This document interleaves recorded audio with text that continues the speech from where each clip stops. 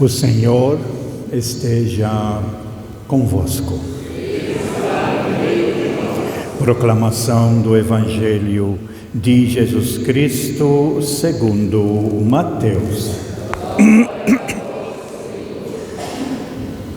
Naquele tempo, disse Jesus a seus discípulos: quando o Filho do Homem vier em sua glória, acompanhado de todos os anjos, então se assentará em seu trono glorioso. Todos os povos da terra serão reunidos diante dele, e ele separará uns dos outros, assim como o pastor separa as ovelhas dos cabritos. E colocará as ovelhas à sua direita e os cabritos à sua esquerda. Então o rei dirá aos que tiverem à sua direita: vinde, benditos do meu Pai, recebei como herança o reino que meu Pai vos preparou desde a criação do mundo. Pois eu estava com fome e me destes de comer. Eu estava com sede e me destes de beber. Eu era estrangeiro e me recebestes em casa. Eu estava nu e me vestistes. Eu estava doente e cuidastes de mim. Eu estava na prisão e fostes me visitar.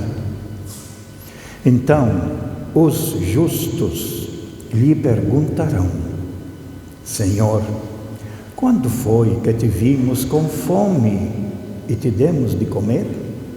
Com sede e te demos de beber? Quando foi que te vimos como estrangeiro e te recebemos em casa e sem roupa e te vestimos? Quando foi que te vimos doente ou preso e fomos te visitar?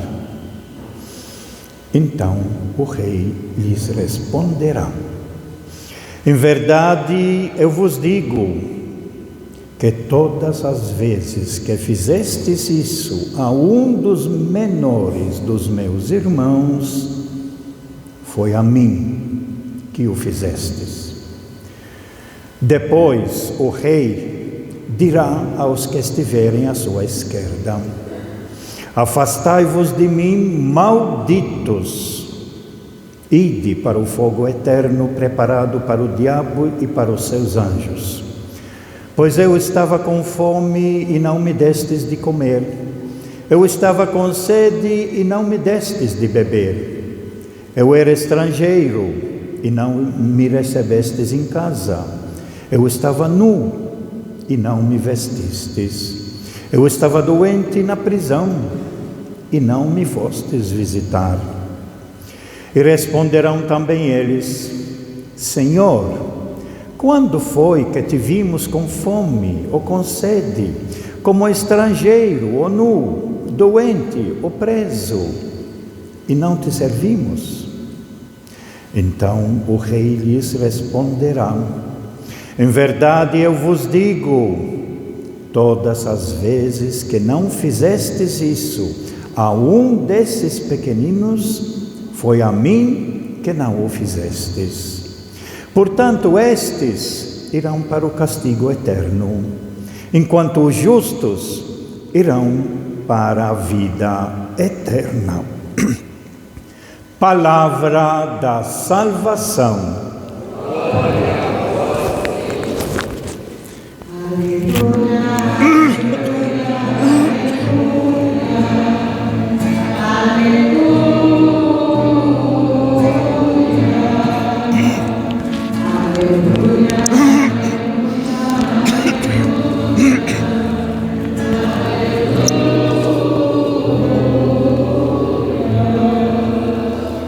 Que estas palavras sirvam para o perdão de todos os nossos pecados. Amém. Podemos ficar sentados.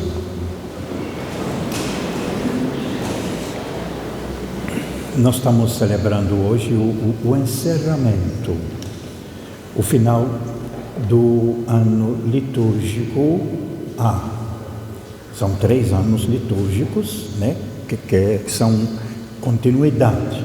A primeira parte do ano A nós estamos encerrando hoje. E semana que vem já iniciamos a preparação, chamado Advento, para o evento que mudou toda a história da humanidade, que é o nascimento deste que na liturgia de hoje estamos declarando ele como Rei do Universo.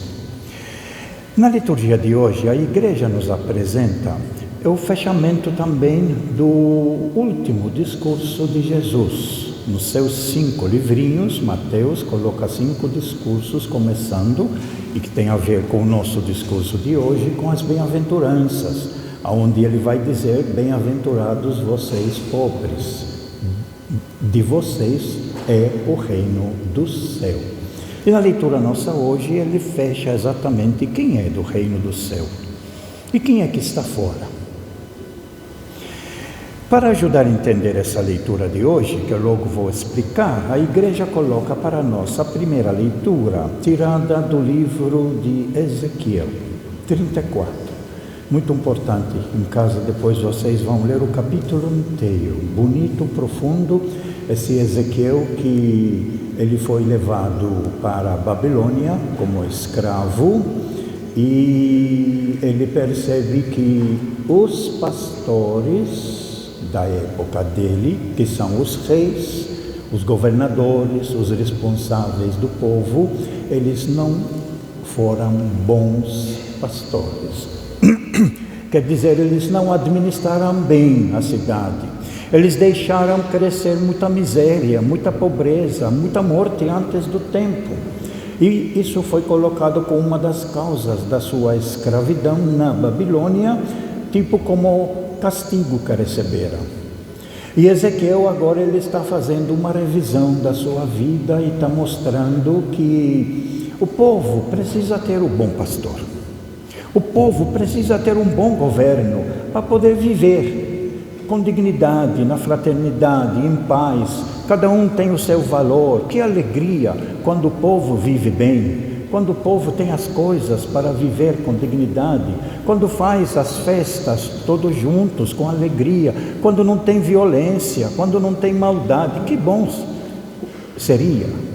Mas não é isso que esses governos na época de Ezequiel fizeram, e outros governos durante a história toda. Por isso, Ezequiel ele vai dizer o seguinte, vai dizer que quem vai pastorear as suas ovelhas, que são de Deus, o povo, todos somos de Deus. É lógico que naquele tempo estava se referindo ao povo de Israel apenas. Quem vai administrar e quem vai pastorear essas ovelhas, que o povo é Deus mesmo. Vale a pena a gente dar uma lida nessa leitura aqui de Ezequiel. Foram escolhidos apenas alguns pedaços. Vede, disse o profeta Ezequiel, falando o nome de Deus, por isso que ele fala oráculo do Senhor.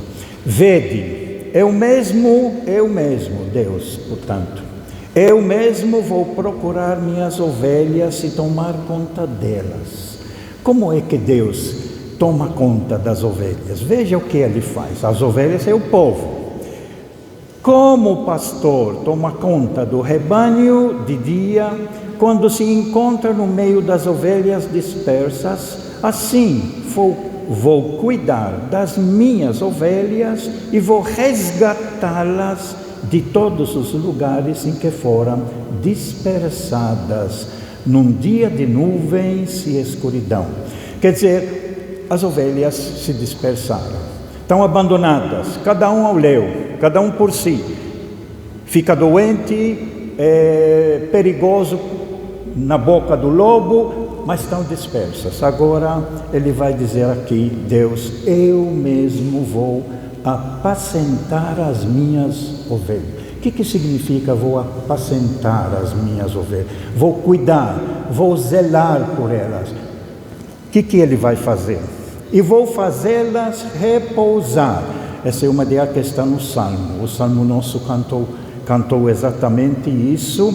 Pelos prados e campinas verdejantes ele me leva a descansar. É o pastor que leva a ovelha para o pasto, para tomar água, depois tomar banho de sol, para descansar. Já estava, esse salmo foi tirado desse texto aqui do profeta Ezequiel. Eu mesmo vou apacentar as minhas ovelhas e fazê-las repousar, oráculo do Senhor Deus. Para ser o bom pastor, aqui nós temos o exemplo. Para ser o administrador, aqui nós temos o exemplo. Para ser governador, aqui nós temos o exemplo. Para ser presidente, aqui nós temos o exemplo. Para ser bispo, padre, seja que for alguém que tem responsabilidade por qualquer área, aqui nós temos o exemplo. Vou procurar a ovelha perdida.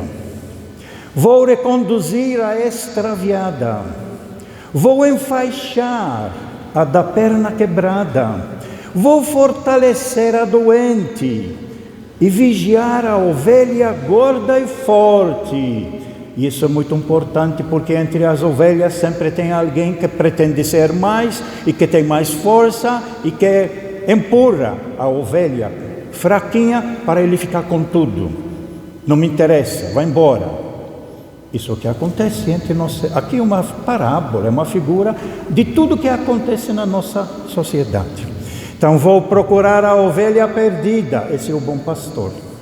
Vou reconduzir a extraviada, vou enfaixar a da perna quebrada, vou fortalecer a doente e vigiar a ovelha gorda e forte. Vou apresentá-las conforme o direito.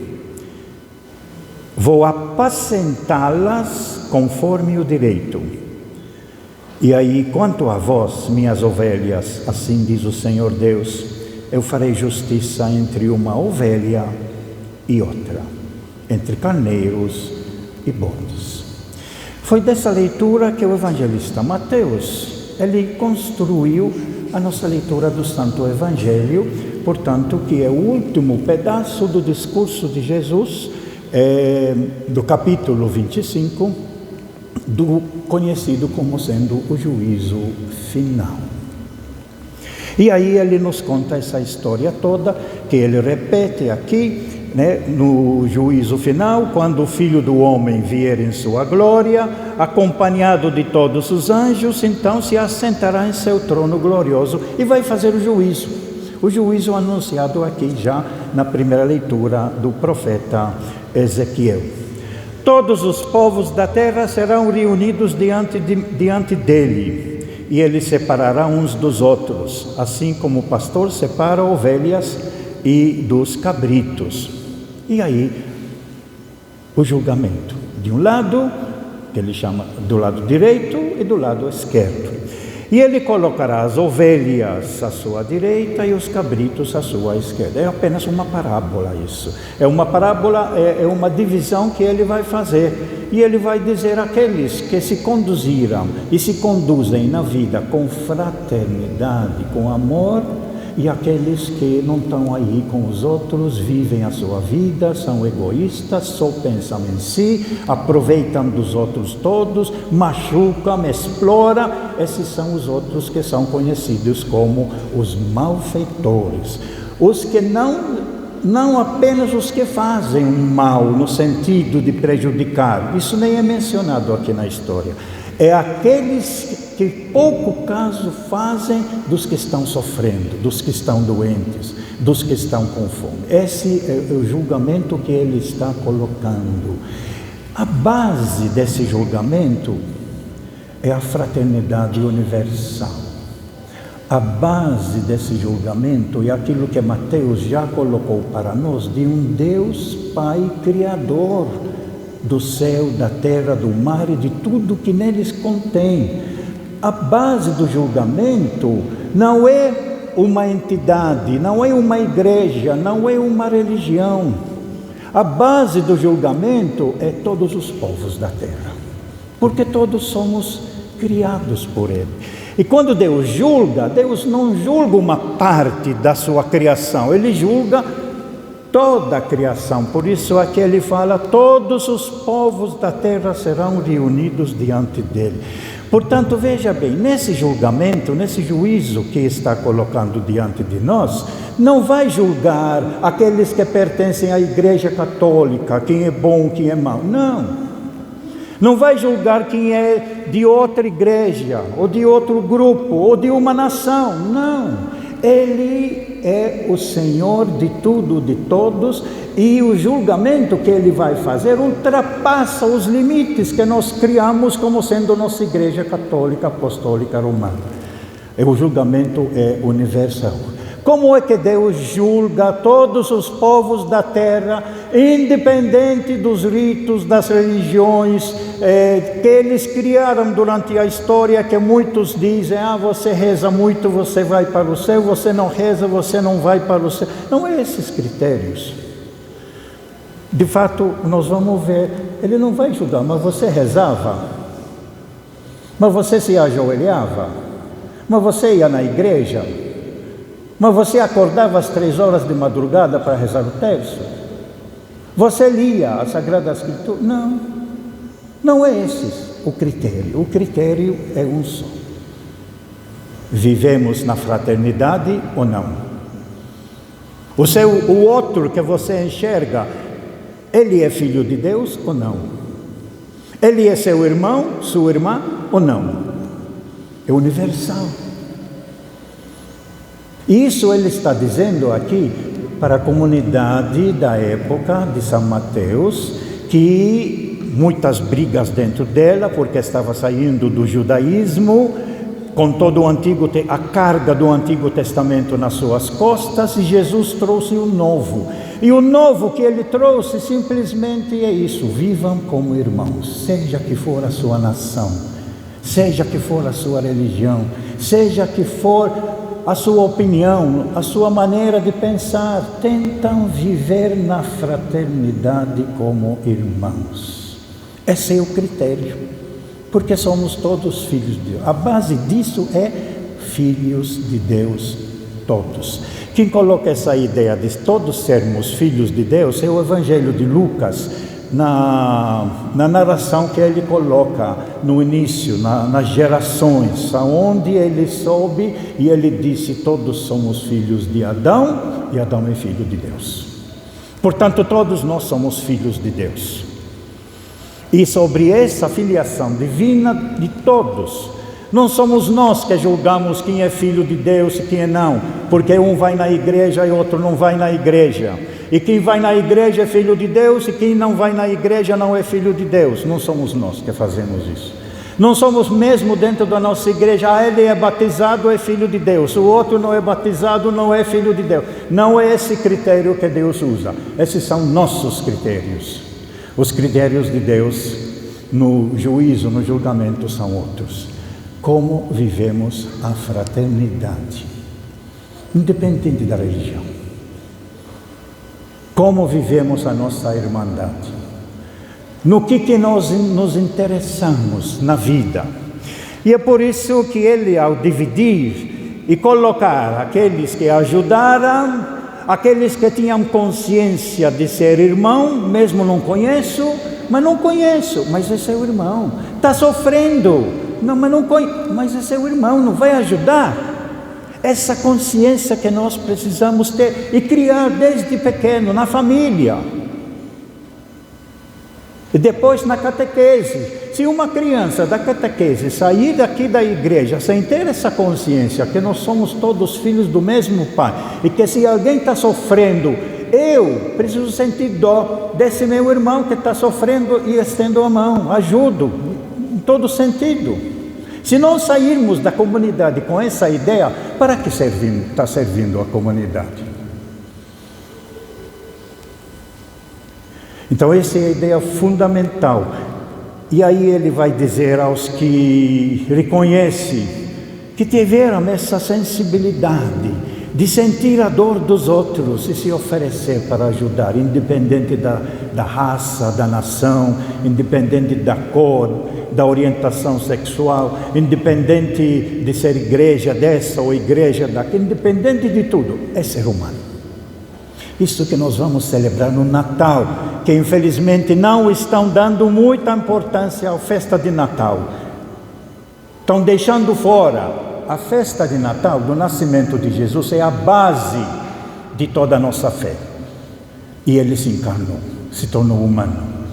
E ao ser humano, ele valoriza todos os seres humanos, porque todos os seres humanos foram criados pelo mesmo Criador. Todos somos filhos de Deus. Isso é o alicerce. Sem esse alicerce, o resto se constrói, mas não se sustenta. É o fundamento. O fundamento da nossa fé é Jesus Cristo encarnado, humano. E ele vai dizer então o rei dirá aos que estiverem à sua direita: vinde benditos do meu Pai, recebeu como herança o reino da qual eles já participaram. Porque na medida que a gente alivia a dor de uma pessoa, na medida que a gente cria fraternidade, na medida que a gente cria laços, o reino de Deus já está chegando, já está sendo vivido. Ontem eu fui participar de um almoço convidado entre grupo de pessoas que trabalharam durante o ano inteiro, e eu falei para eles: aqui é um pedaço do reino de Deus. A fraternidade. Nós nos conhecemos mais, nós nos tornamos mais solidários durante o trabalho que nós fizemos. Esse é um pedaço do reino de Deus. O reino de Deus está chegando. Nunca vai ser completo, sempre construindo, mas o reino de Deus, da qual nós participamos, então nós recebemos como garantia, como herança nossa, a partir daquilo que nós fizemos. Vinde benditos do meu Pai, recebeu como herança o reino que meu Pai vos preparou desde a criação do mundo. Quer dizer, o projeto de Deus, desde a sua criação, que é a primeira página contada para nós na Bíblia, ela sempre foi essa. É só Jesus Cristo que nos revelou a sua totalidade, porque antes no Antigo Testamento eles não conseguiram descobrir que o que Deus quer ao criar o mundo é que todos os seres humanos vivam e aprendam a viver com respeito um ao outro como irmão. Não viveram, é brigas, é guerras, vai embora, não me interessa. E Jesus vai nos revelar: todos somos filhos do mesmo Pai, todos precisamos nos interessar uns nos outros. Todos precisamos construir, todos precisamos ter uma terra onde morar, todos precisamos ter a comida na mesa, como rezamos. Depois Jesus ensinou no Pai Nosso. E aí ele disse: recebei como herança o reino que meu Pai vos preparou desde a criação do mundo, pois eu estava com fome e me destes de comer. É um texto que todos nós conhecemos, que cantamos muitas vezes. Eu estava com sede e me destes de beber. Eu era estrangeiro e me recebestes em casa. Eu estava nu e me vestistes. Eu estava doente e cuidastes de mim. Eu estava na prisão e fostes me visitar. Ele não vai dizer: você rezava todo dia? Não. Você ajudou o seu irmão? Você foi solidário? A oração tem a sua importância, mas ela não pode parar na oração. A oração é para me sustentar a minha caminhada, para eu poder viver a fraternidade. Eu não vivo para a oração, eu rezo para poder viver a fraternidade melhor. Eu rezo para poder ter coragem de olhar aquele que está sofrendo e dizer: meu irmão, o que eu posso fazer? O pouquinho que eu posso fazer, eu faço. Agora, quem fica só na oração, fica naquele que Jesus Cristo falou, naquela discussão que teve com os fariseus e o doutor da lei. Qual é o maior mandamento? E está escrito: amar a Deus sobre todas as coisas. Então eu vou na igreja, eu rezo, eu louvo, eu canto, porque é assim que a gente pensa que dá glória a Deus. E Jesus disse: isso não basta. Amar a Deus sobre todas as coisas, que eles pensavam, e Jesus disse: amar ao próximo como a si mesmo. Essa leitura nossa hoje. O amor a Deus essencialmente é ligado ao amor ao irmão. E o que mostra que nós amamos a Deus é quando nós amamos os irmãos, que são filhos do mesmo pai. Todos somos filhos do mesmo pai. E aí eles vão perguntar. Então os justos lhe perguntarão: Senhor, quando foi que te vimos com fome e te demos de comer, com sede e te demos de beber? Quando foi que te vimos como estrangeiro e te recebemos em casa, sem roupa e te vestimos? Quando foi que te vimos doente ou preso e fomos te visitar?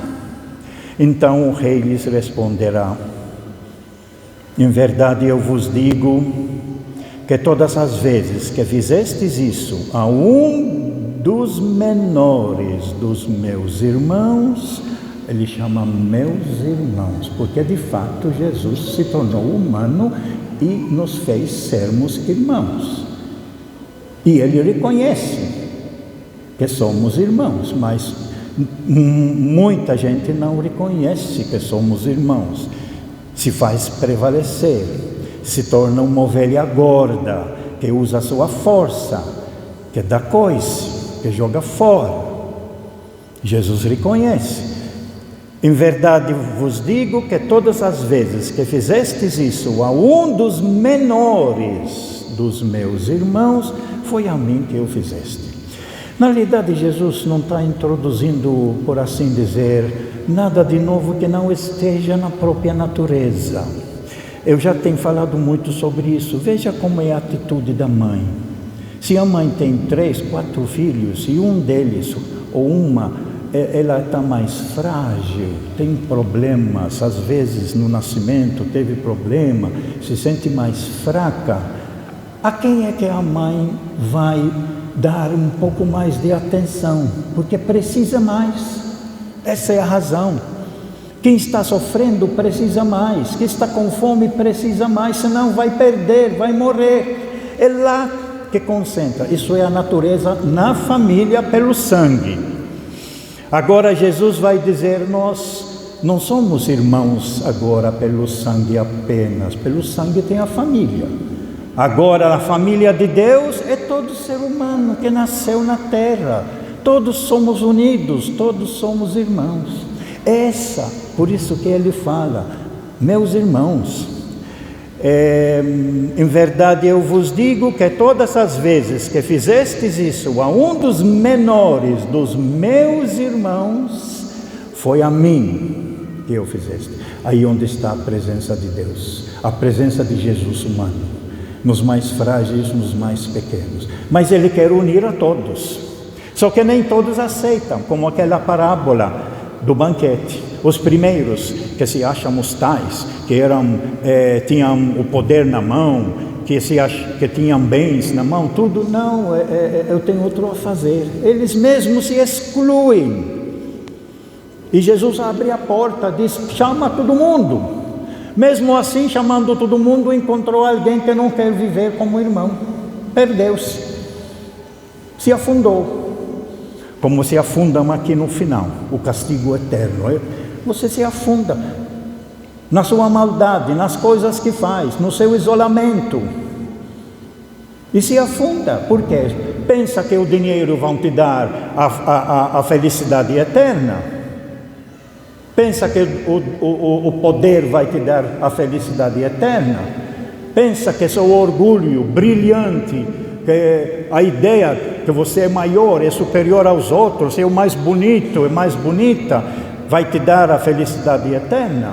Isso afunda. São as 3 grandes tentações. São chamados na Eucaristia o pecado do mundo. Esse pecado do mundo que afunda a pessoa, pensa que ela quer crescer, quer ser mais, quer ser superior, só pensa em si, não interessa nos seus irmãos, e enquanto pensa que está subindo, ela está descendo, cavando a sua própria cova. Por isso o inferno, o castigo eterno é isso. E aí ele vai fazer a mesma pergunta aos outros: vocês ajudaram seus irmãos? Vocês viram a pessoa com fome, com sede? Vocês viram a pessoa abandonada, excluída? Você viram uma pessoa que foi presa injustamente? E mesmo que foi presa porque errou, você foi visitar para ajudá-la a se recuperar? Não. Então, vocês viveram isolados. Vocês não pertencem ao reino. Vocês não construíram essa fraternidade com os outros, principalmente com os mais fracos. Portanto, o lugar de vocês, aonde vocês estão, afundados. Com ideologia na sua cabeça de serem grandes, poderosos, têm muito dinheiro, mas estão lá na cova, bem funda. Isso é o inferno, o abandono total. Isso reflete o que a pessoa faz durante a vida, não apenas um momento. Na nossa leitura de São Paulo, a igreja colocou, só para fazer um pouco a ligação, sobre essa questão da morte, né? Ou vivemos segundo Adão, não olhando aos outros, ignorando os outros, ou seguimos o novo Adão, que é Jesus, que nos restaurou tudo e que nos deu a possibilidade de vivermos na fraternidade. E Jesus veio exatamente para nos ensinar isso, construir isso, vencer a morte. Essa questão aqui, o último a ser vencido é a morte, não é a morte natural. A morte natural faz parte da criação de Deus, normal, nasce, cresce, depois morre. Tudo a natureza é assim, nós não escapamos disso. Mas ele está se referindo a vencer o pecado. Você conseguir perceber que precisa ser mais generoso. Descobre que precisa ser mais solidário. Essa é a conversão. E quem nos ensinou isso é Jesus, que pelo exemplo que deu em toda a sua vida, lhe custou a própria cruz. Ele que nos salvou. Quando nós olhamos a cruz, isso que nós precisamos pensar. Como a criança pergunta: mãe, por que foi crucificado? A criança é inteligente, ela quer saber por que foi crucificado. Porque ajudou um, ajudou o outro, ajudou o outro. As autoridades não aguentavam, porque estava atraindo o povo todo. Porque esse é o bom pastor, é ajudar todas as pessoas nas suas necessidades. As autoridades que não ajudam, como diz lá, são ovelhas, são como ovelhas que não têm pastor, portanto os pastores não estão aí com a situação miserável que o povo está vivendo, então eles vão perder, vão se afundar em si mesmos. Então, a igreja quer nos mostrar no dia de hoje, fechando o ano litúrgico, exatamente isso. O julgamento não vai ser feito porque é religioso ou não religioso. Ele está dizendo para as pessoas da comunidade. Esse evangelho não foi escrito para os estrangeiros. Esse evangelho todo foi escrito para os judeus. Mateus escreveu para os judeus que estavam saindo da tradição judaica para assumir o projeto de Jesus. E o projeto de Jesus é muito simples. Se tornou humano para nos fazer irmãos. Todos, sem distinção nenhuma. Todos somos filhos do mesmo Pai.